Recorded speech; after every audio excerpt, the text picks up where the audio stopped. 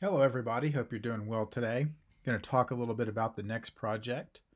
That project is called the Personal Map Project.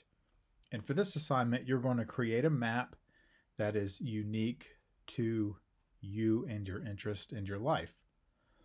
I am not looking for a map that already exists out there. So a map of campus, just as it is, would not be appropriate for this subject or this project. What you would want to do instead is, as the example that you're looking at right here, you would want to create a map of campus and the memories that relate to that. So this is actually a student example that I've had in the past, and this particular student, this was at Wake Forest while I was teaching there, by the way, if the campus doesn't look familiar. What you're going to do, or what she did, was she overlaid a map. She drew the shapes using the pen tool and the shape tools in Illustrator.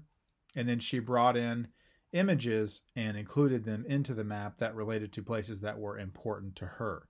Dormitories, chapel, anything that would relate to photos that you have or your memories. And then, as with all maps, she included a key. So in the upper left-hand corner, you can see where it's labeled color-coded: academics, campus life, athletics, and residencies. Now that's an option for you for this assignment, to include a key that would let the viewer who wasn't familiar with the topic get some sort of insight. In any map that you look at, traditional map or otherwise, is going to have a way to decode that, usually using colors, lines, or shapes. Okay, let's go ahead and I'll talk about the project as I flip through some of the examples here. This was a more recent project that a student that did, and this one is just simply a map of everywhere that she had been. This was a student named Elizabeth. And everywhere that I guess she had traveled a lot. She calls the map My 20-Year Adventure. And she shows the places that she's either lived or wants to go to, or has visited. So, you can see how she did a really nice job of bringing images into the map. And then she ran a live trace on top of the images to give them that filtered effect. That's something I'm going to be talking about in a project lesson coming up very soon. You are allowed to use Photoshop for this project in addition to Illustrator. Illustrator should be your primary program that you use, but because this particular assignment is very compatible with images, you are allowed to bring photographs in, and you can edit those photographs in Photoshop and then bring them in. Both Adobe and Photoshop are Illustrator programs, as you know, so they actually work together really, really well.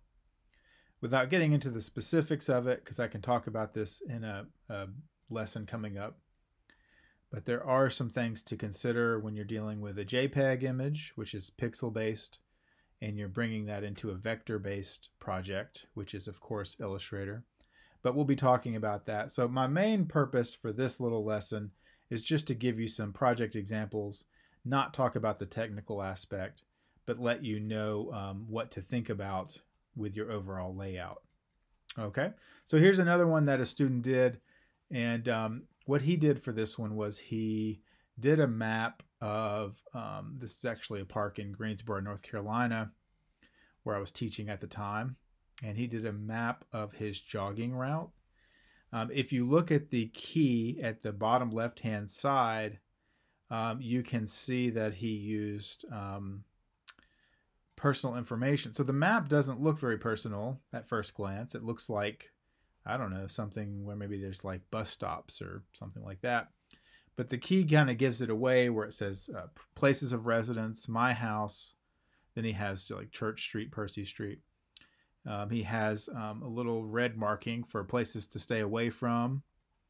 And, this is sort of like really personal for him. So even though the map is something he could find anywhere, right, just a typical city map, he's made this map personal to his daily experience of going on his jogging route. And that's what I'm really looking for with this assignment, is how can you make the whole thing personal. Okay, similar with this one. This was a student. Again, this was a Wake Forest project. The student was going to Wake Forest, where I was teaching digital art there at the time.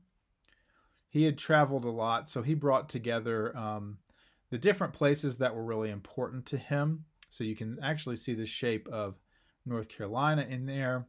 He's crammed together a map of Italy up at the top. You can see where it says Paradiso. He's included phrases that were important to him, kind of bringing together both English and Italian phrases. I guess that had something to do with his ancestry, or maybe the country of his family's origin. And really nice overall piece where you can see he's brought in like a compass. That's one thing you can always think about doing with your project. He's done some nice shading. The overall color scheme of the map is somewhat aged or ancient. And I want you to think about that, of course. Think about the color scheme, the way all of it comes together, and what sort of mood does the project put out. Let's see. Let's go to the next one here. So as we go into these examples, I'm going to show you more and more offbeat pieces. Now, this one always gets a laugh from people. This is not a map of a physical place that actually exists on Earth. This is a map of the student's fears. So if you look at the bottom of the map, it says One Nation of Fear, Motivation.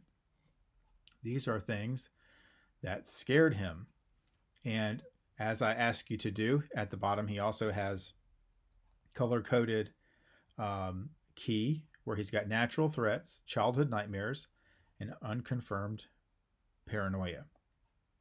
So he's got Freemasons in there for unconfirmed paranoia. He has tornadoes in there for natural threat. He's got clown for childhood nightmares. I mean, who amongst us has not been afraid of clowns at some point, right?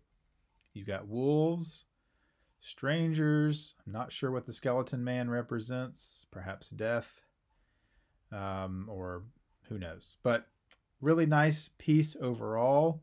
The shape of the landmass, again, it's not a real physical place, but it sort of represents the general shape of a brain, as you can see in the upper right-hand corner where it says the known world. But it's a nice piece. It's funny. You can go the humor route, of course.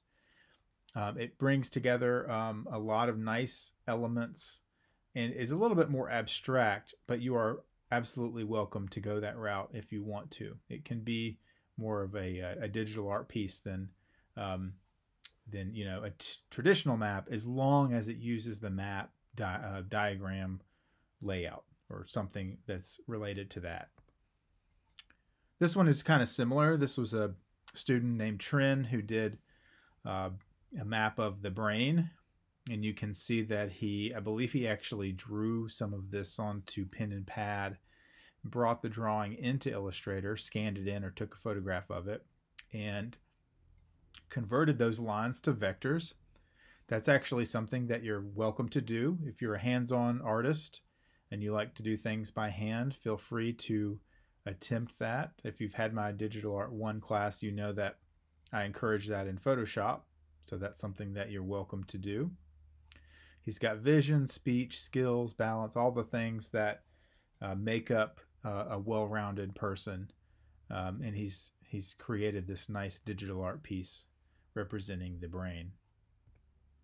Okay, now this one is a lot different, and I included an example of, I wanted to show this one because you may want to do something like this. This is certainly not a traditional map. It's more of a photo collage, but the student named Laura, still had to bring in a design sense and a design element to it. So she has her key, and she basically took photographs of everything in her apartment and then tiled them together in Illustrator. She made a huge file. I remember this was like a printout that, I don't know, was like 5 feet across. It was a really huge piece that she did. And every single little thing is labeled. A lot of it's like funny stuff, dirty clothes, clean clothes, lonely chair, curtains. I mean, labeled everything. And, you know, she kind of created this digital art piece, and you can do that. Her inspiration was an artist named David Hockney. And he's a professional artist. And David Hockney's, one of his art techniques was the photo collage, where he would actually do this pre-digital. So these were actual physical photographs.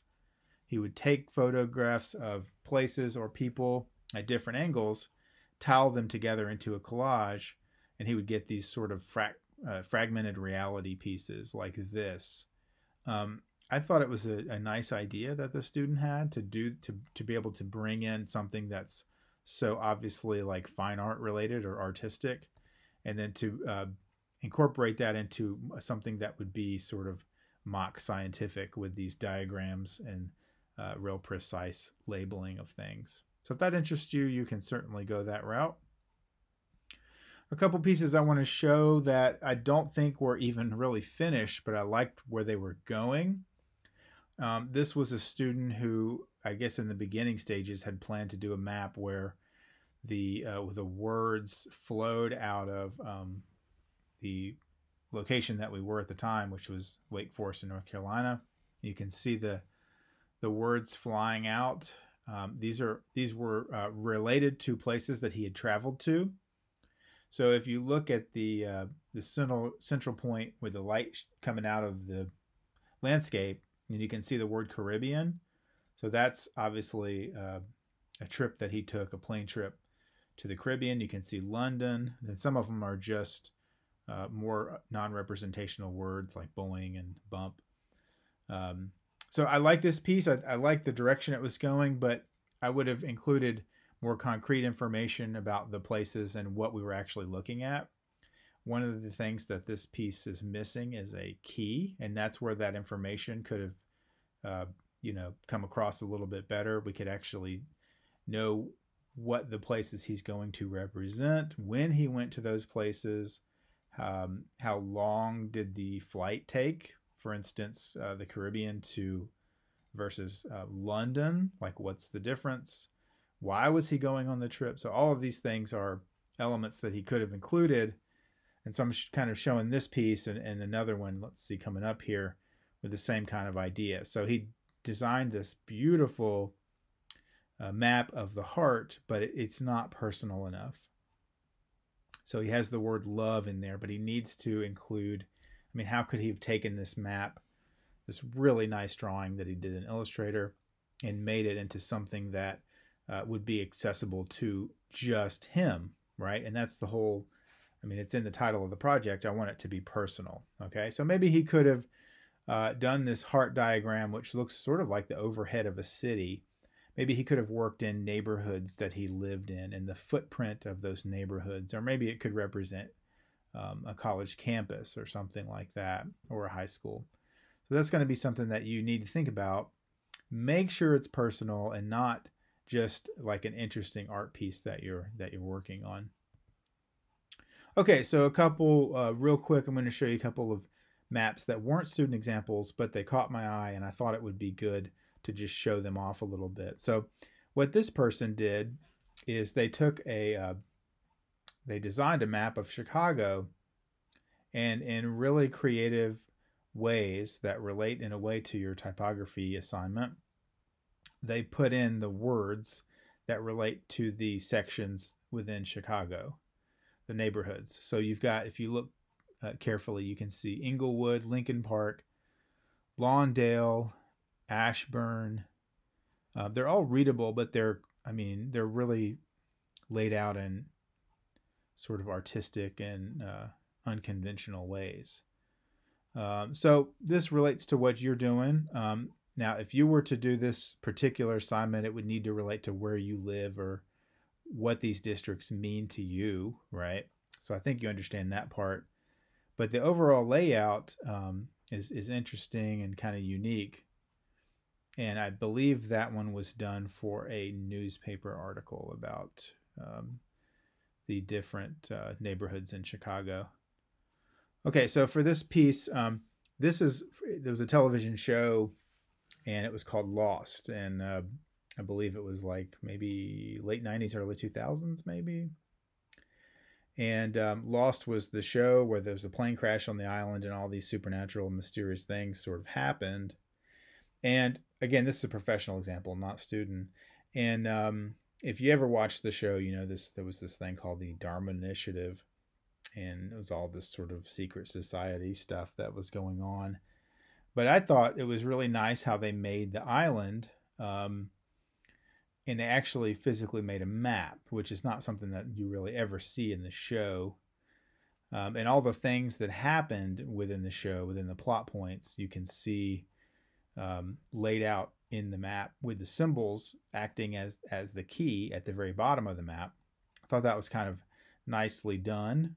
Now, this is not the project that you're doing, but I wanted to show it to you to kind of give you an idea about the way you could lay things out in an interesting way, and using colors, symbols, and then, of course, text as well. So do you have a project in mind where you may want to use an imaginary space that is fictional? I mean, you can certainly think of examples of books where they use these things, right? Lord of the Rings, Harry Potter, Hunger Games, a few things that come to mind where a map was used to connect to the plot point. Is there like a fictional space that you would like to work with and create a map for? Well, this might be a good project to explore that. Okay, I think this is the last slide. This one I just thought was kind of fun. If you look at it at first, you're maybe a little bit confused until you notice where the continents are. The names of the places have been reversed from land to ocean. And indeed, that is the what this map represents. It's like if you took our planet that we live on and you inverted where the oceans and the landmass was, you just reverse those. And they had a lot of fun with creating, an America that lives outside of the shape that we know, and just out of fanciful fiction, created these different little places where they would where the land would be laid out. So it's just kind of a fun idea. I thought it might get you in the spirit of creating something playful and fun. If you have any if you have any questions about this project, feel free to reach out to me. I want you to be as creative as you can. I recommend a thumbnail sketch or maybe just a drawing plan. Don't just go into it without organizing your information first. So I highly recommend have it all planned out. Think about how you're going to use your symbols, your color coding, how you're going to use the information that's important to you, and will it be clear to the viewer? That's the other thing that you really need to think about. Think about somebody who doesn't know this project, who looks at the map. Will it sort of make sense to them? And you want that to be translatable to an audience outside of our class. Okay? Thank you so much for your time, and I look forward to seeing what everyone comes up with.